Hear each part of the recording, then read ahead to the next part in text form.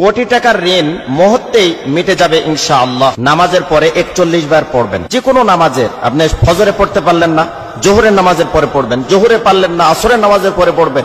আসরে পারলেন না, মাগরিবের নামাজের পরে পড়বেন। মাগরিবে পারলেন না, এশার সালাতের পরে আপনি পড়বেন। যদি আপনি পড়তে পারেন 41 বার, আর মনের ভেতরে যদি আপনার সঠিক তামান্না এবং বিশ্বাস যদি থাকে, কোটি কোটি টাকার যদি আপনি ঋণের মধ্যে থাকেন, ইনশাআল্লাহ আল্লাহ পাক আপনাকে পরিত্রাণ দিবে। লিক কখনো ফিরিয়ে দিবে না।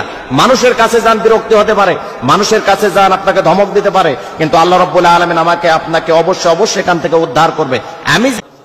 ঋণ এমন একটি জিনিস যে মানুষকে শান্তিতে থাকতে দেয় না, ডিপ্রেশনে ফেলে দেয়, খাবার রুচি নষ্ট করে ফেলে দেয়। আপনার সামনে হাজারো আইটেমের খাবার দাবার আছে, কিন্তু আপনাকে ভালো লাগবে না যদি ঋণের বোঝা আপনার মাথায় থাকে।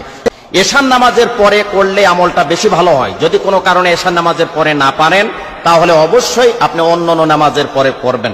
দোয়াটি হচ্ছে, এই আয়াতটি হচ্ছে, আল্লাহু নূরুস সামাওয়াতি ওয়াল আরদ, আল্লাহু নূরুস সামাওয়াতি ওয়াল আরদ। এটা এশার পরে, এশার নামাজের পরে 41 বার পড়বেন। আর মনে মনে বিনয়ের সাথে, নম্রতার সাথে আল্লাহর কাছে বলবেন যে মালিক, আমাকে অবশ্যই ঋণ মুক্ত করো, তুমি আমার সম্মান ইজ্জত রক্ষা করো, মানুষের সামনে বেয়াজ্জিত করো না, লাঞ্ছিত করো না, অপমানিত করো না। যদি কাঙ্ক্ষিত ভাবে আপনি নত হয়ে নম্র ভাবে আপনি বিনয়ের সাথে মালিককে মেসেজ দিতে পারেন, ইনশাআল্লাহ কোটি টাকার ঋণ থাকলেও মুহূর্তের মধ্যে আপনি ঋণ থেকে মুক্তি পাবেন।